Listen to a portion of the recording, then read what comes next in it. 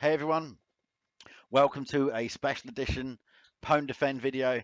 Here today for Cyber Awareness Month, we've got Mr. MD Haynes with us, who's going to be talking about threat intelligence, specifically looking at the remote desktop protocol. Hey Matt, how you doing?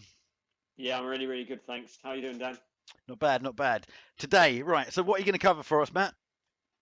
So effectively, what I thought I'd do is throw together a quick presentation of the general landscape threats in relation to RDP, what some of the threat actors are actually up to at the moment, where that threat's coming from, and the current exposure that actually exists out there as well. Some sort of metrics to help you take away and understand that piece. Excellent stuff. So we've got threat intelligence, a briefing here. It's going to tell us about what the landscape looks like. We're then going to cut to me, and I'm going to go through and conduct a really fast brute force attack against an actual service in the lab. So we can see what the intel tells us, and then we can look at what the actual threat looks like from an attacker perspective.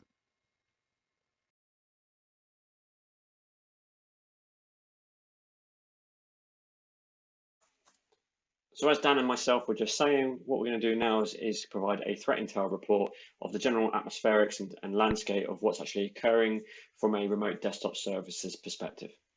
On the 16th of August 2019, the National Cybersecurity Centre provided a threat report that detailed two new wormable vulnerabilities affecting remote desktop services, or RDP. Over the last 12 months, the threat to RDP has significantly increased.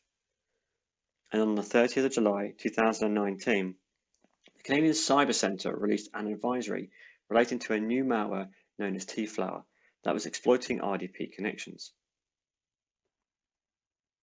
On the 14th of May 2019, Microsoft released an advisory for vulnerability CVE 2019-0708, aka Bluekeep, and warned it had the same potential impact as WannaCry. Circa 2018, the FBI warned of Samsung and Crysis ransomware, utilizing RDP for lateral movement. Samsung, T-Flower, and Crysis, aka Dharma, are variants of ransomware which has increased significantly over the last few years, with many variants adopting similar techniques. In addition, Matrix, BitPayment, and Ryuk are just some of the ransomware variants utilizing RDP brute forcing and exploitation to enter a network and laterally move within an organization's infrastructure. Underground Chatter has been discussing less sophisticated ransomware adopting such techniques. It is probable alternative malware will be further developed to utilize an RDP brute forcing capability, further increasing the scale of the threat. Current statistics indicate approximately 4.5 million RDP services are publicly facing on the internet. Confidence on this figure, however, are low due to the lag in scans, patching, and alternative port use. While using an alternative port to 3389 may prevent the majority of detections and potential solution offered by some government organizations, it is not one Askari Blue recommends, due to wider scans occurring and the trivial nature of directing an attack to alternative ports. Further metrics indicate there have been over 105,000 RDP scanners observed and that only 3,000 of these are confirmed benign. The majority of scans are performed in China, followed by the United States. It is likely this is in a combination of configured scanners actively mapping out potential victims and infected machines with malware searching for additional machines to propagate. So effectively, the report is saying that RDP is a serious issue. We're seeing a lot of activity from a criminal perspective and certainly a lot of chatter in the deep and dark web. But exactly how big of an issue is that to businesses? And maybe that's something that you can actually help us out with, Dan. Yeah, cool. Thanks, Matt. That's a great report. So what we're going to go into now is we're just going to have a quick look at what this actually looks like in real life. As Matt says, is it a big issue? From my perspective, absolutely. I was responding only last week to an RDP ransomware incident. So next vid we're going to look at is how to perform an attack and just how easy this can be if you've got weak passwords and a weak configuration on your RDP if it's exposed to the internet.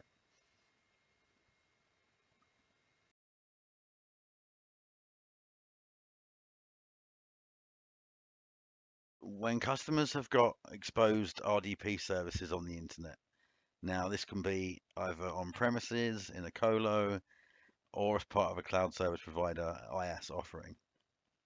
I've often seen that people will expose RDP services directly to the internet without an RDS gateway. Now, they may or may not change the port number, so they may NAT the port from something different from TCP 3389, but fundamentally the position is the same if you go out there and expose servers without taking additional precautions, putting in additional controls.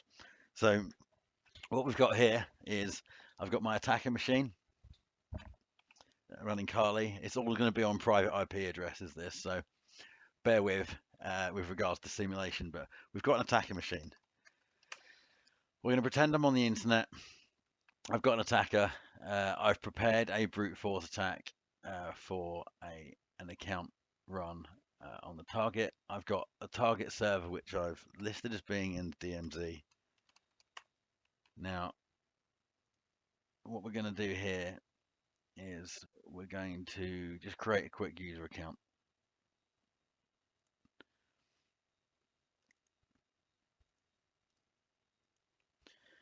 We're going to create Dave.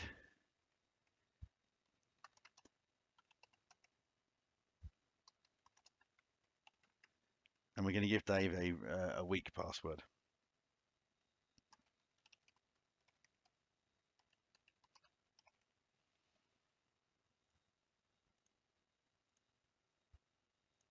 Okay, so we've got complexity requirements on this lab. I've forgotten what the config is.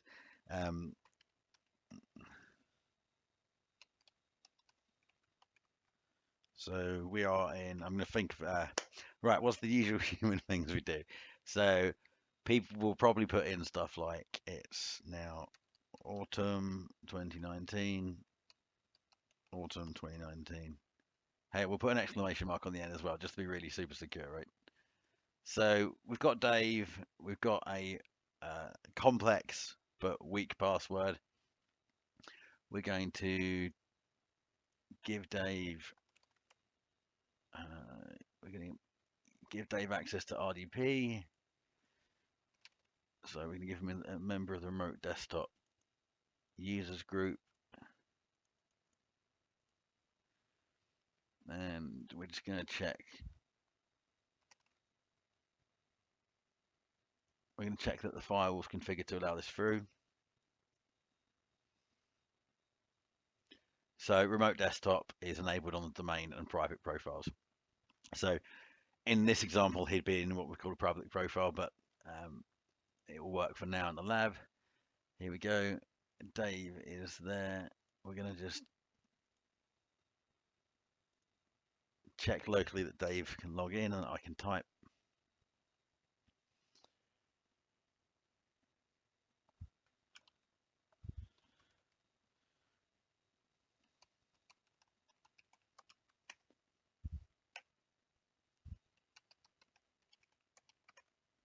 See, good job to check these things beforehand.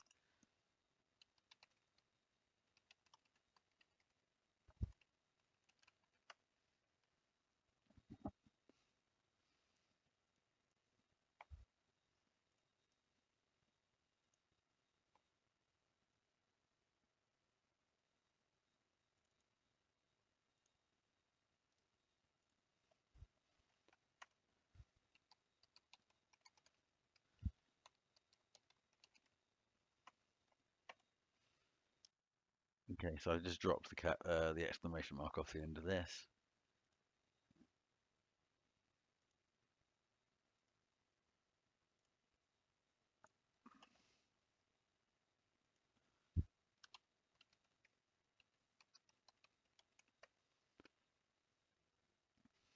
Here we go. We've got Dave logged in. Right, cool stuff. Let's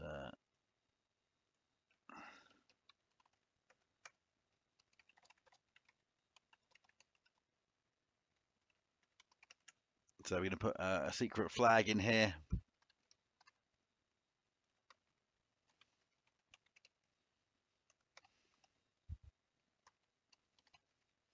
And we're going to just save that, get rid of this dialog box here. Right, cool.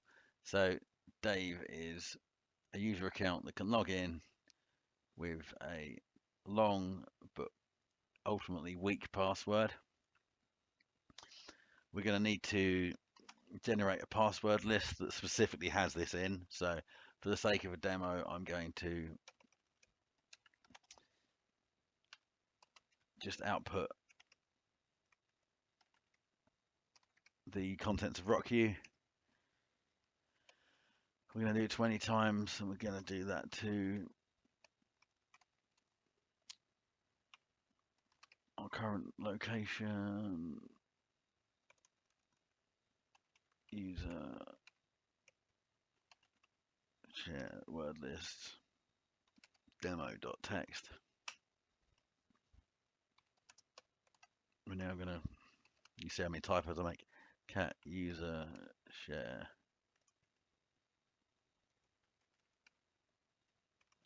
word list, demo.txt. Right. We're going to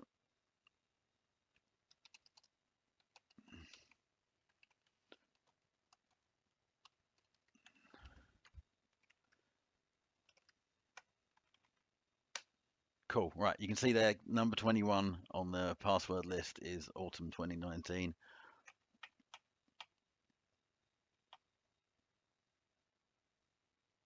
We're just going to change the word list.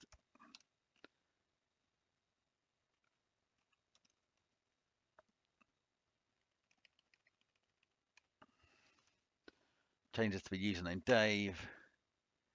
And we're going to run the brute force attack. And as you can see, very, very quickly, we've got RDP success. So we've got the IP address, the port number, Dave, and autumn 2019. We're going to run our desktop. And I'll try and remember the switches.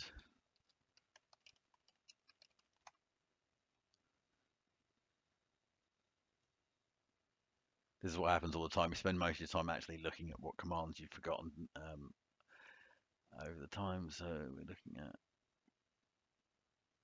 our desktop, and I don't know why I thought it was V.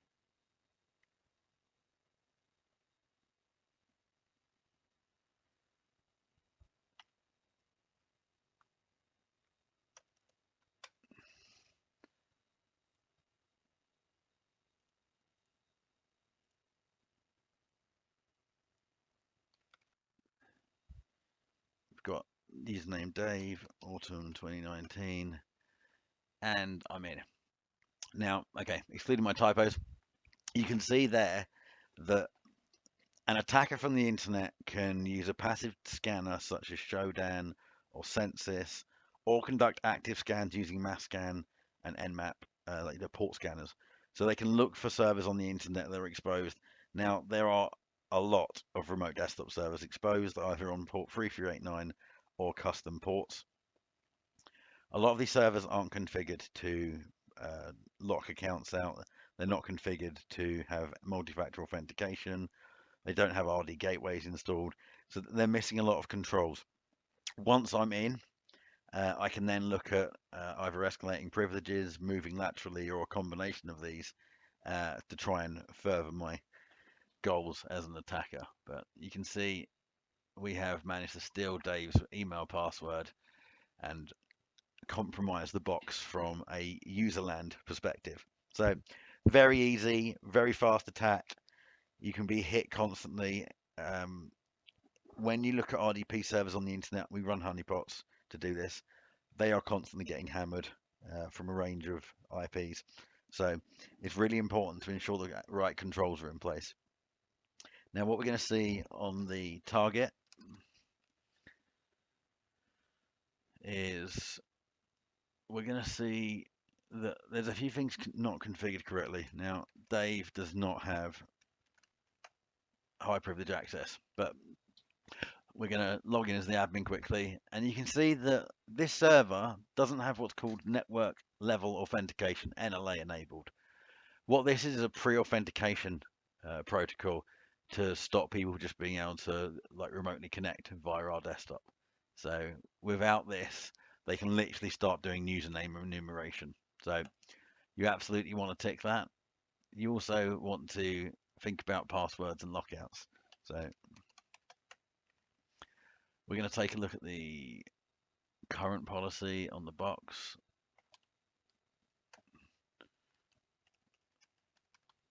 Which you probably don't have access to. Nope. So we're going to elevate this.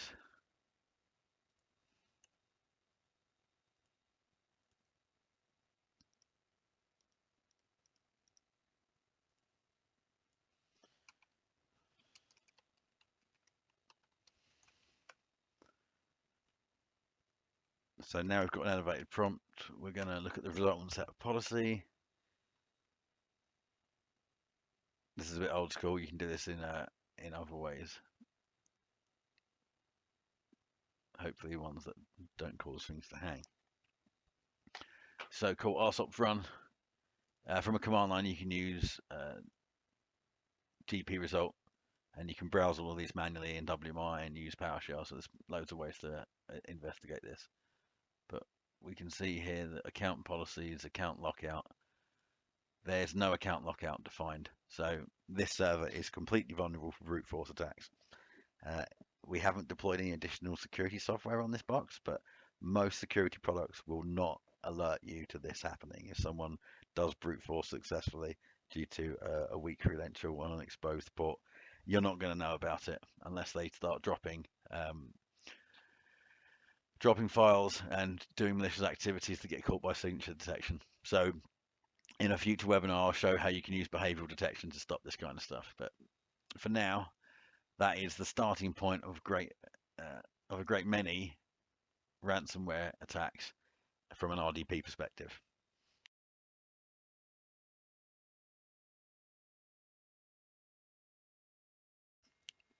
Yeah, that video is sort of fantastic. I think it really highlights how easy it can be, especially for someone with sort of technical ability. But I'm kind of curious from your perspective and your experience, given someone has sort of negative intentions with conducting activities like this, but maybe their skill set maybe is not so sophisticated, how difficult would you say, is that still a potential threat from your perspective? Yeah, absolutely. You can see from the video, this was a really low-skilled attack. You can start this with passive reconnaissance. You can look on Showdown, Census, or Binary Edge. You can conduct a mass scan of the internet. It's pretty easy to find boxes that are exposed, and as we can see from the threat report, from the live data from the web, there is a lot of hosts out there that are exposed that are probably in an insecure manner. Combine that with people's human behavior of setting pretty bad passwords, awful in some instances. This is a low-skilled attack. There's bots that conduct it. There's some humans that do. You know, people are getting owned today probably using this vector. So Yeah, absolutely. I completely agree with you. And also the element of passwords, but I don't want to dive into that because that's probably a whole new chapter that we need to talk about sometime. But something I actually want to query with you is the fact that we know that this is going out there. We know that there are bots sort of attacking these systems around the world. But how do people know? How do businesses know that they're actually getting their front doors getting knocked and someone's sort of testing that? And if they haven't, if they've already gained access, for example, as well, and how do they know that sort of thing? I mean, most organisations, from what I've seen, they don't know. They don't know they're being brute force. They don't know if someone gets in. They only know that there's a compromise if there's an action on target that exposes the threat actor. So if someone pops a ransomware payload, that usually gets noticed, right? But crypto mining can go undetected. The infiltrations, you know, most organizations are not monitoring their logs. They're not monitoring their endpoints. So, you know, I imagine there's people literally, as we're recording now, getting owned by RDP brute force on servers exposed to the internet. It's crazy. It's like the Wild West out there. Yeah, I completely agree. And I think as well, what you highlight there is once they're actually in the system, you might start seeing things where they sit on the environment, and that's where you're going to get your business email compromise piece. So it's a big issue. I agree. Yeah, totally. It needs to be addressed. I mean, people, if you're out there, check your servers. If you've got AWS, DigitalOcean, Azure, you know, even on-prem and colo stuff, check your RDP configs, check your exposure to the internet, scan your external IPs, go on Showdown, check this stuff out because you do not want to be getting owned by this technique. It's not sophisticated, but it is very rewarding from a threat actor perspective. You've got the whole internet and millions of hosts to target. So get out there securing people. Guys, we're going to wrap this up now. Matt, it's been great having you. Thanks very much. Fantastic briefing. It'd be great to have you back on. Cool. We're gonna look to do some more videos. We've been talking while we've been editing this, so we're gonna look to produce some more content, not only from Security Awareness Month, but obviously for the ongoing future. Guys, thanks very much for watching. You can follow me UK_Daniel Card on Twitter. Obviously, you can find us on LinkedIn, and Matt, yourself on Twitter, Mr. MD Haynes. That's it. So find us on Twitter, follow us on LinkedIn. Be sure to like, comment, give feedback. We love it. Hopefully this content's been really useful. If anyone wants to see a particular topic, chuck it in the comments below. We'll hook you up. Guys, thank you very much for watching. Be safe.